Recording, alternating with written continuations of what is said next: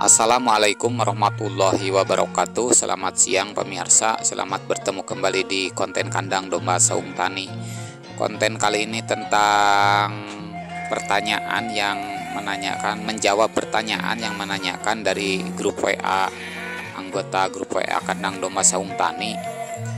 Para konsumen yang menanyakan, Kang, bagaimana menangani domba yang pejantan yang sudah dikawinkan?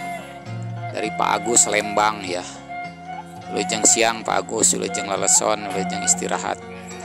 Begini Pak Agus ya, untuk menjaga stamina dan merawat domba pejantan yang sudah dikawinkan, ini modelnya hanya pemanis saja. Ini modelnya si panda pemirsa di depan, hanya pemanis video untuk mengantarkan cara saya menyampaikan materi ini ya, materi menjawab pertanyaan ini. Yang pertama begini, tentang pejantan domba Garut. Pejantan domba Garut itu mulai bisa dijadikan pejantan yang bagus itu semua domba mulai umur 1 tahun ya. Itu umur 1 tahun sudah dewasa tubuh, dewasa kelamin, sudah bagus, spermanya subur. Itu pertimbangannya. Kemudian bisa melayani 10-15 ekor dalam waktu berselang. Kalau 1 tahun, kalau umur dewasa 3 tahun, lek 6 itu bisa melayani 20-30 ekor dalam perkawinan berselang begitu ya. Tapi tetap staminanya harus dijaga. Nah, balik lagi ke laptop, ke pertanyaan Pak Agus di Lembang yang menanyakan, Kang, bagaimana cara merawatnya? Merawatnya pertama yang harus kita rawat ya setelah domba pejantan dikawinkan itu adalah kita harus memandikan Pak Agus. Saya jawab, domba Garut itu harus memandikan, harus dimandikan. Supaya apa? Supaya bau birahi, bau betina ketika domba Garut sudah dikawinkan secara individu ya. Beda dengan kawin koloni gitu. Secara individu, saya ceritakan secara individu nih. Supaya di kandang tidak gelisah atau tidak ngamuk-ngamuk karena masih tercium aroma birahi betina. Masih ingat kepada betina. Sehingga harus dimandikan supaya dia tidak hilanglah tidak terlalu ingat kepada betina gitu, karena dia sudah dikawinkan tadi. Jadi masih aroma betinanya sudah tidak ada, begitu leungit dipohokeun lah gitu supaya poho. Kalau saya itu yang dilakukan. Kemudian jawaban yang kedua yang menanyakan bagaimana menjaga vitalitas pejantan. Ada 2 jamu ya yang biasa dipakai para peternak untuk menjaga vitalitas pejantan. Yang pertama adalah yang berasal dari tumbuhan atau yang berasal dari hewan.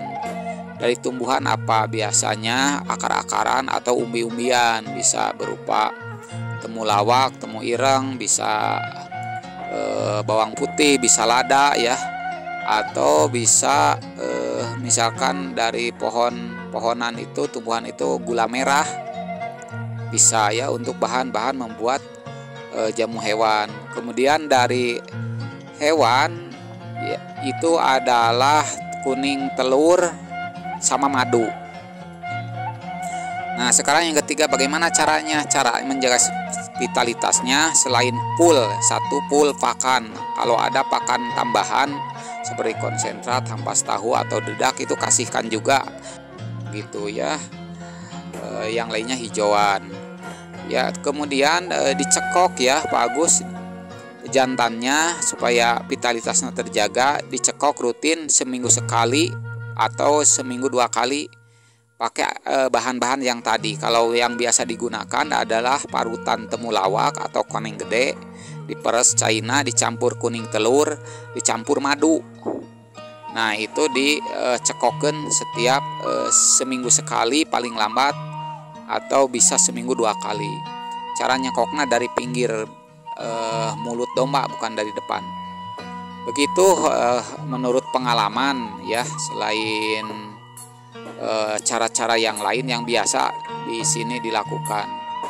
Begitu pemirsa.